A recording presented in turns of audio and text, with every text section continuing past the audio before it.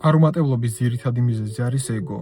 ხშირად მესმის ადამიანებისგან, რომ ისინი იმაზე მეც იმსახურებენ, ვიდრე გააჩნიათ, ან არ არიან იქ, სადაც იმსახურებენ, რომ იყვნენ. ეს არის ეგოს პირველი გამოვლინება. რადგანაც რა არის ეგო, ხო? ეგო არის საკუთარ თავზე გადამეტებული წარმოდგენის ქონა. ხოლო როდესაც ადამიანს გააჩნია გადამეტებული წარმოდგენა საკუთარ თავზე, მას გააჩნია გადამეტებული მოლოდინების ხვებისგან. ხოლო როდესაც ეს მოლოდინები არ მართლდება, მას უჩნდება ან წყენა, ან იმედგაცრუება, რაც საბოლოო ჯამში იწვევს აგრესიას. შესაბამისად, ასეთი ადამიანი იწყებს წუწუნს, ხვების დადანაშაულებას, ხვეწნას და ასე შემდეგ, რაც არის სუსტი ადამიანის გამოვლენებები.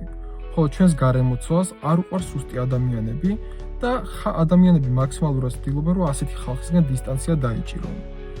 შესაბამისად, იქიდან გამომდინარე, რომ ყველანაირ წარმატებას ჩვენ ვახცევთ სხვა ადამიანების წყალობით, ეს გვაყალიბებს წარუმატებელ ადამიანად. ამიტომ მნიშვნელოვანია, რომ მაქსიმალური პასუხისმგებლობა ავიღოთ ჩვენს არსებულ გარემოებაზე, მივხვდეთ, რომ ჩვენი არსებული რეალობა არის ჩვენი წარსულში გადადგმული ნაბიჯების შედეგი და ჩვენ ვიმყოფებით ზუსტად იქ და გვაქვს ზუსტად ის, რაც უნდა გაგვაჩნდეს და რასაც ვიმსახურებთ.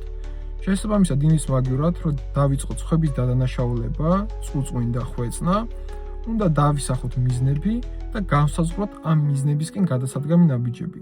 მხოლოდ ეს დაგვეხმარება, რომ ჩამოყალიბდეთ წარმატებულ ადამიანად.